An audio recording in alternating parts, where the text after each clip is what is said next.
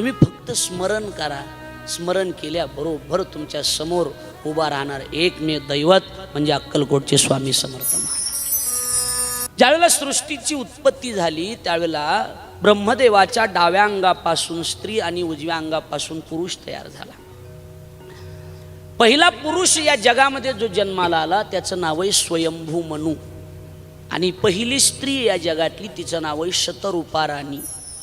स्वयंभू मनू आणि शतरूपा राणी या दोघांचं लग्न झालं. या दोघांच्या पोटी 3 मुली आणि 2 मुलं जन्माला आले. 3 मुली जन्माला आल्या. पहिल्या मुलीचं नाव देव होती, दुसऱ्या मुलीचं नाव आकुती आणि तिसऱ्या मुलीचं नाव आहे प्रसूती. 2 मुलं झाले. पहिल्या मुलाचं नाव प्रियव्रत आणि दुसऱ्या मुलाचं नाव आहे उत्तानपाद.